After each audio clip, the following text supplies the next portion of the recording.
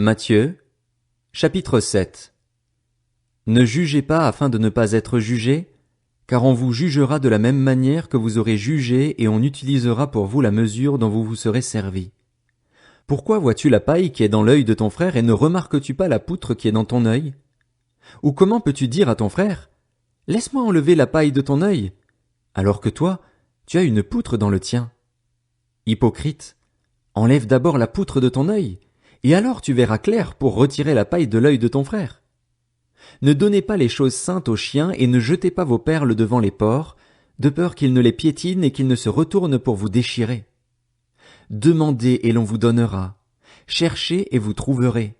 Frappez et l'on vous ouvrira. En effet, toute personne qui demande reçoit, celui qui cherche trouve et l'on ouvre à celui qui frappe. Qui parmi vous donnera une pierre à son fils, s'il lui demande du pain?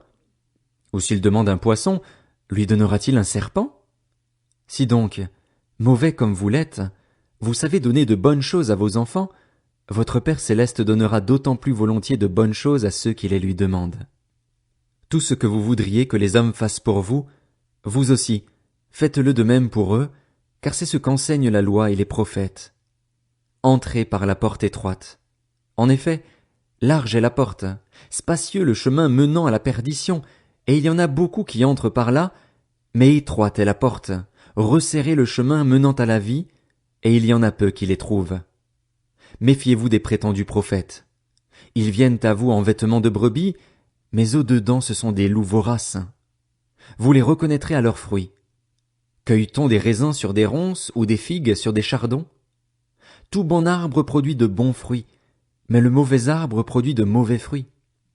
Un bon arbre ne peut pas porter de mauvais fruits, ni un mauvais arbre porter de bons fruits. Tout arbre qui ne produit pas de bons fruits est coupé et jeté au feu. C'est donc à leurs fruits que vous les reconnaîtrez. Ceux qui me disent « Seigneur, Seigneur », n'entreront pas tous dans le royaume des cieux, mais seulement celui qui fait la volonté de mon Père céleste. Beaucoup me diront ce jour-là « Seigneur, Seigneur, n'avons-nous pas prophétisé en ton nom?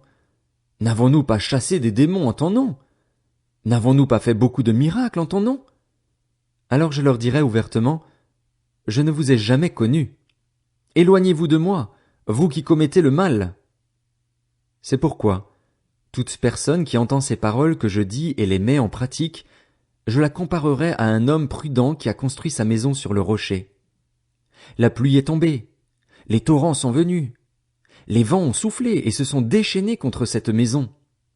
Elle ne s'est pas écroulée, parce qu'elle était fondée sur le rocher.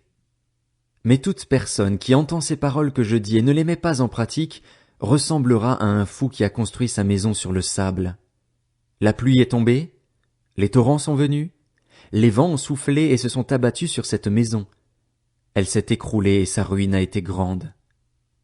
Quand Jésus eut fini de prononcer ces paroles, les foules restèrent frappées par son enseignement, car il enseignait avec autorité et non comme leurs spécialistes de la loi.